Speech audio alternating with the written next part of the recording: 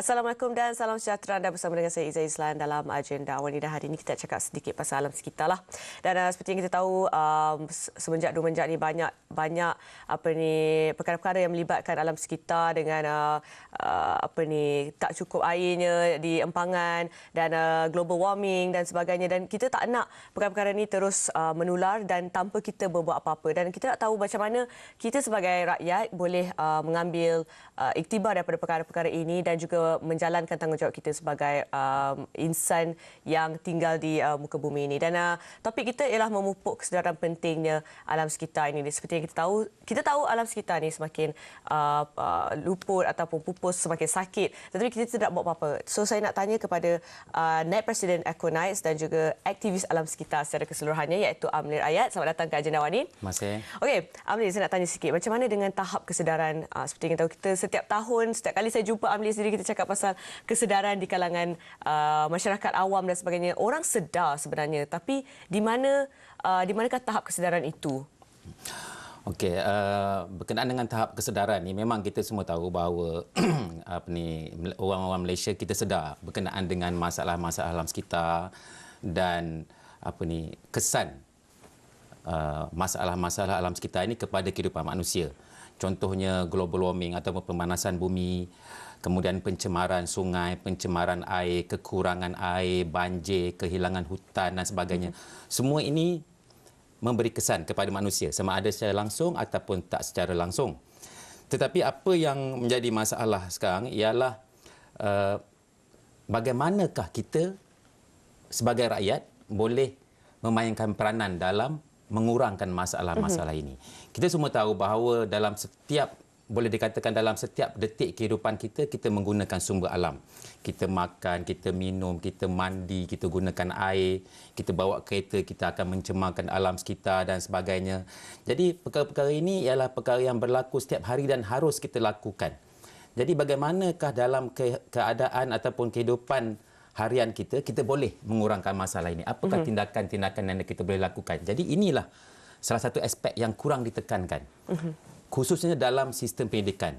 Kita banyak bercakap mengenai masalah, tetapi apakah yang kita boleh buat untuk mengurangkan masalah ini? Solution dia. Jadi kalau kita asyik bercakap masalah, mengenai masalah, kita tidak akan menyelesaikan masalah.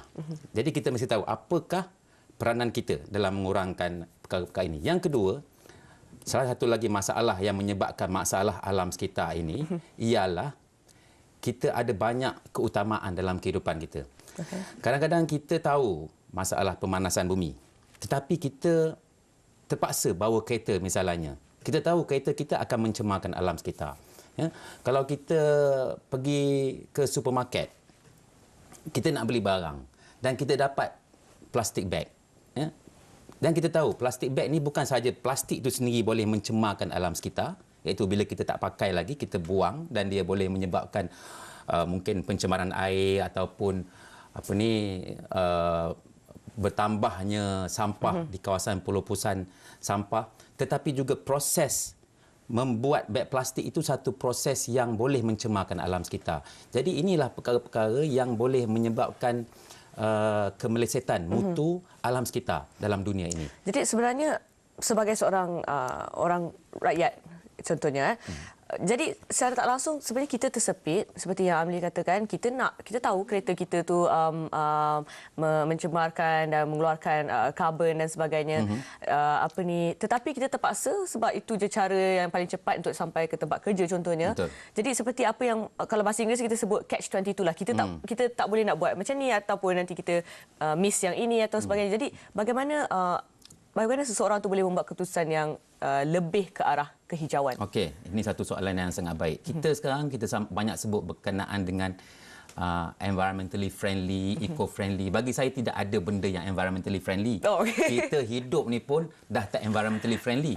Bila kita makan tu, kita menggunakan sumber daripada alam. Memang tak environmentally friendly. But we can choose. Kita boleh pilih the environmentally friendliest, eco-friendliest. Antara beg plastik dengan beg kertas, mana satu? Dua-dua ni akan mencemarkan alam sekitar. Ya? Kalau kita ambil beg plastik tu dibuat daripada petroleum. Petroleum tu ambil daripada laut. Bila kita ambil petroleum daripada laut, dia akan mencemarkan laut. For sure. Beg kertas, dia terpaksa ambil daripada pokok. Pokok itu terpaksa ditebang kan. Dia akan mencemarkan alam sekitar juga. Tapi at the end, mana satukah yang lebih kurang, yang paling kurang, paling minima impaknya ataupun kesannya kepada alam sekitar. Inilah yang menjadi isu yang besar. Jadi sekarang ni kita tengok banyak bahan-bahan, ya, kita nak makan. Mana satu kita nak makan? Ini pun ada bahan toksik, ini pun ada bahan toksik. Mana yang paling kurang sekali? Ya, tak ada benda yang tak bertoksik, especially kalau kita beli barang di supermarket. Yang paling bagusnya masak di rumah, beli, tanam padi sendiri. Tanam sendiri. Kemudian makan. Itu yang paling selamat. Jadi sekarang ni kita perlu membuat pilihan. Untuk membuat pilihan, kita memerlukan banyak maklumat, information. Jadi inilah yang kita perlukan. Dan saya merasakan bahawa internet ini satu rahmat kepada kita sebab kita boleh dapat banyak maklumat. Daripada maklumat itu kita boleh buat pilihan. Dan dalam kehidupan kita sehari-hari, ya, kita perlukan maklumat dalam membuat apa juga keputusan berkenaan dengan pembangunan. Sebab itu kalau kita tengok dalam contoh, saya bagi contoh, bila kita nak buat local plan ataupun rancangan tempatan misalnya dalam satu daerah, agensi kerajaan akan menunjukkan ataupun memaparkan semua maklumat yang ada dan cadangan-cadangan. Jadi orang ramai boleh tengok dan buat keputusan dan diberitahu, okey, ini adalah cara yang kami rasa yang paling sesuai. Ya, bagaimana untuk kita mengurangkan kesesakan trafik, traffic jam. Bagaimana untuk kita mengurangkan masalah pencemaran. Memang pencemaran akan berlaku, ya, tapi apakah cara yang paling mudah sekali? Jadi information, orang kita panggil informed decision making. Maknanya pemutusan yang berdasarkan kepada maklumat yang cukup. Kita tak boleh buat keputusan kalau kita tak ada maklumat. Betul. Jadi ini yang kita perlukan dalam kehidupan kita. Kita tak boleh macam saya sendiri pun, kalau pun you panggil saya aktivis alam sekitar, walaupun saya tak pandang saya sebagai aktivis lah, ya, sebab ada yang lebih aktif daripada saya. Tetapi bagi saya, di peringkat sekolah ataupun di peringkat umum, perlu ada semua maklumat ni dan rakyat boleh membuat keputusan yang paling sesuai. Okey, lepas ni kita nak cakap lagi tentang mungkin Eco Nights, persatuan AMLI sendiri ataupun AMLI sebagai seorang aktivis. Bagaimanakah menghadapi ataupun cuba mendidik masyarakat awam dan juga di peringkat sekolah ataupun di peringkat masa contohnya supaya mereka boleh membuat keputusan yang kira orang kata informed decision tadi. Yes. Tapi kita kena berhenti berehat seketika dahulu dan kita akan kembali selepas ni. Okey, bertemu kembali dalam agenda awal ini dan saya nak tanyakan kepada AMLI sebagai seorang aktivis dan juga sebagai salah seorang ahli Eco Nights, Persatuan Memupuk Alam Sekitar ni. Apakah cabaran utama ataupun cabaran terbesar sekali yang perlu dihadapi oleh AMLI untuk memberikan pendidikan tentang alam sekitar ni kepada masyarakat di luar sana? Okey, bercakap mengenai cabaran ni, sebenarnya saya pun tak boleh nak rank cabaran mana yang paling besar ataupun sebab ada banyak cabaran. Cuma cabaran ni benda biasalah sebab kita bercakap mengenai sesuatu yang boleh saya katakan tidak merupakan satu prioriti yang paling utama dalam kehidupan manusia. Bila kita bercakap mengenai alam sekitar sahaja, orang mungkin tak berapa tumpukan perhatian. Kita perlu jadikan alam sekitar ini sebagai sebahagian daripada kehidupan. Maknanya katakanlah kita nak buat satu projek, ya. Kalau kita kata projek ini akan memusnahkan hidupan liar, orang tak berapa nampak. Apa gunanya harimau pada aku? Apa gunanya beruang dan sebagainya? Tapi kalau kita kata projek ini boleh menyebabkan misalnya tanah runtuh, banjir, kekurangan air. Jadi orang nampak. Jadi inilah apa yang relate dengan dia? Yang relate dengan dia directly. Ya? Bukan saya nak kata yang lain itu tak relate. Dia akan relate sebab apa kita mesti ingat. Ini satu perkara yang saya rasa yang paling basic yang kita semua kena tahu. Ialah setiap sumber alam dalam dunia ni, tak kiralah rama-rama ke harimau, air, pokok, meranti, manusia, semuanya berkait rapat.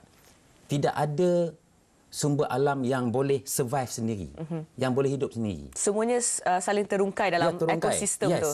Kalau kita musnahkan satu spesies, lambat laun dia akan memberi kesan kepada kehidupan kita. Tapi kita tak nampaklah.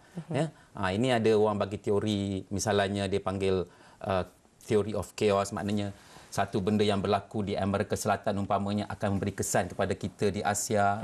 Benda-benda kecil ini yang ada memberi kesan yang besar kepada kehidupan manusia. Jadi ini satu aspek yang perlu ditekankan dalam sistem pendidikan dan kepada orang ramai.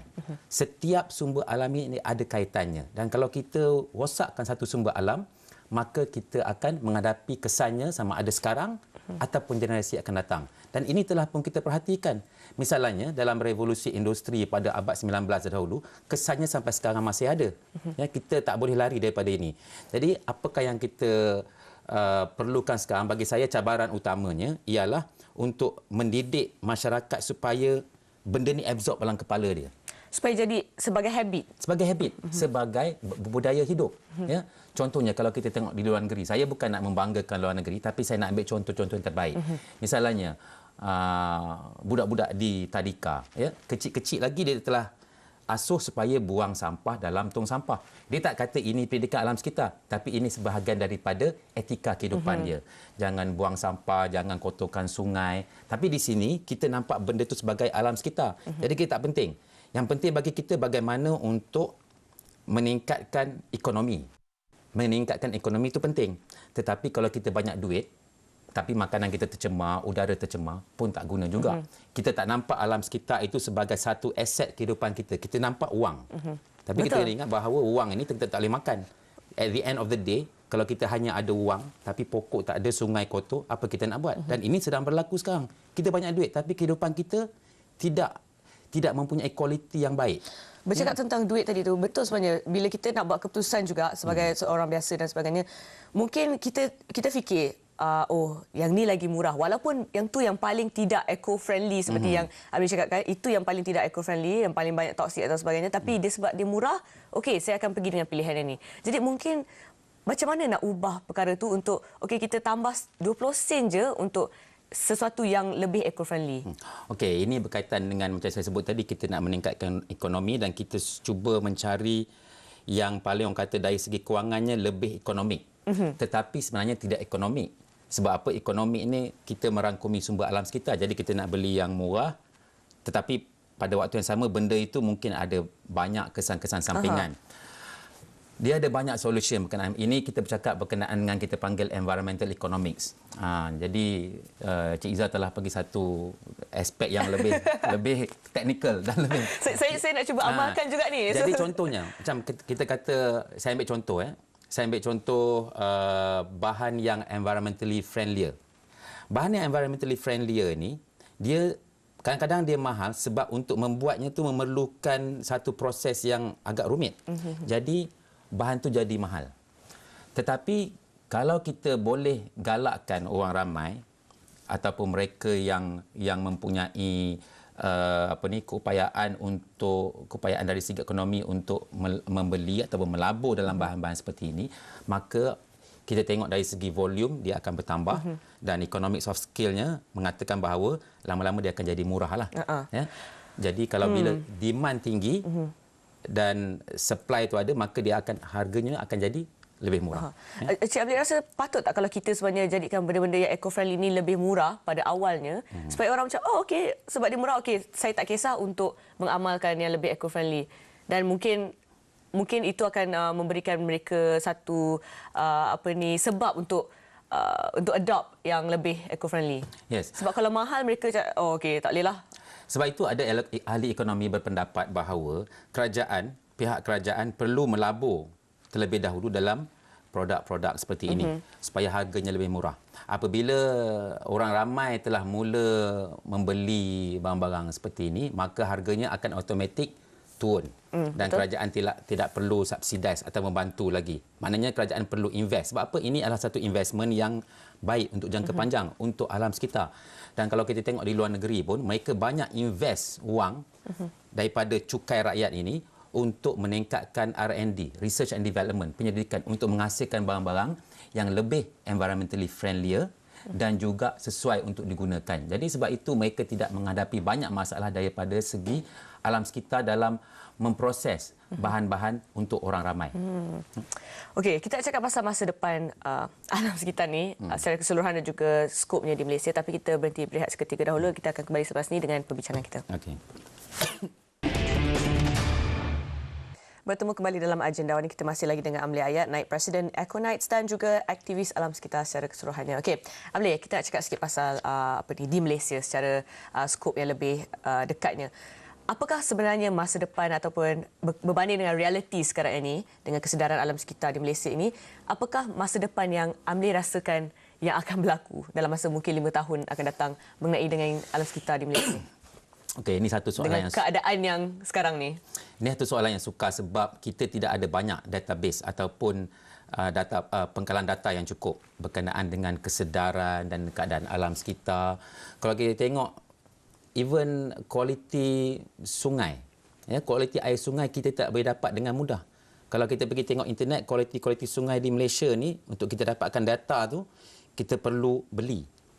Bagi saya, sepatutnya maklumat berkenaan dengan kualiti alam sekitar ini, air, udara, pokok dan sebagainya, perlu diberi kepada rakyat secara percuma di dalam internet, biar rakyat tengok bagaimana keadaan alam Baru sekitar. kita tahu, kan? Baru kita tahu, ya, kalau air kotor. Sebab apa? Kalau kita nak mandi, kita nak tahu air itu bersih tak bersih.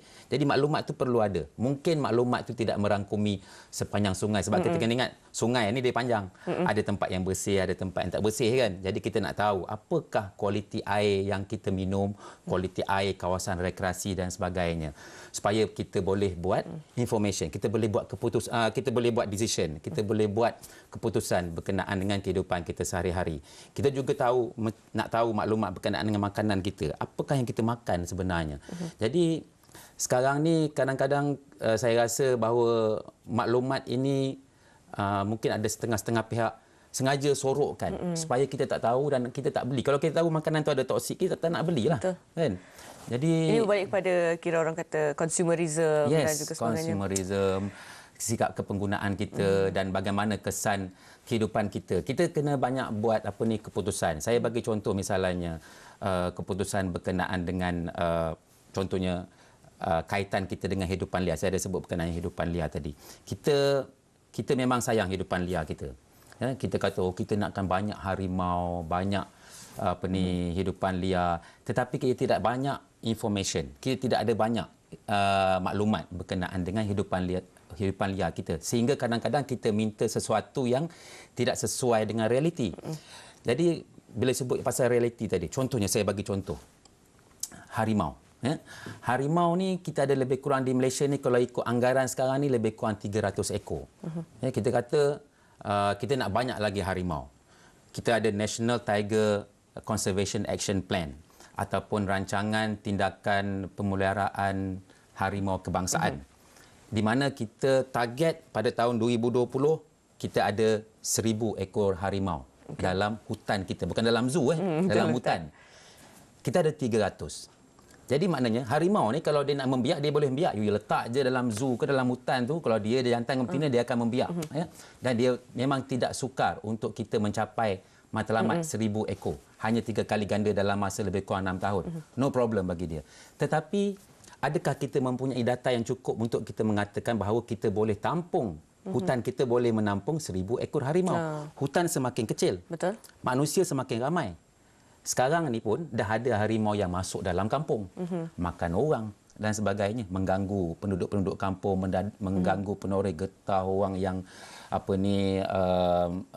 bekerja di kawasan kelapa sawit dan sebagainya. Jadi the ripple effect tu, domino effect. Yes. Jadi macam mana kita nak stabilkan ni? Ya, kita kata kita nak 1,000 ekor harimau, tapi adakah perkara itu realistik? Adakah, bukan saya nak kata kita jangan biarkan harimau, tetapi kita ada konflik di sini. Betul. Ya, penduduk semakin ramai. Jadi macam mana kita nak imbangkan kehidupan manusia dengan harimau? Sebenarnya banyak aspek-aspek dalam alam sekitar ni yang kita sebenarnya perlu beri perhatian, betul tak? Dan saya pasti Amli sebagai seorang aktivis dapat melihat dengan secara dekat first hand apakah masalah-masalah yang dihadapi di negara kita lah contohnya. Okey, dan oleh disebabkan itu juga Amli sebagai naib presiden untuk Persatuan Eco Nights ni, Persatuan Alam Sekitar, apakah aktiviti-aktiviti yang dilakukan oleh Eco Nights? Ringkas saya dapat tahu yang Eco Nights ada menganjurkan Eco Film Festival yang akan datang ni, mungkin boleh ceritakan sedikit? Okey, kita akan mengadakan sebuah pesta filem berkenaan dengan alam sekitar atau kita panggil Kuala Lumpur Eco Film Festival pada 17 hingga 19 Oktober di Publica Solaris, Duta Mas, dan kita akan menayangkan kira-kira 75 buah filem berkenaan dengan alam sekitar. Sepanjang 3 hari tu, Sepanjang 3 hari itu di sana, di Publica. filem-filem ini datang daripada seluruh pelosok dunia lah, daripada Eropah, daripada Amerika dan sebagainya, dan kami mengharapkan supaya rakyat Malaysia dapat menggunakan kesempatan ataupun peluang ini untuk menonton filem-filem ini untuk mendapat gambaran yang lebih luas berkenaan dengan alam sekitar dan apa yang telah berlaku di tempat-tempat lain.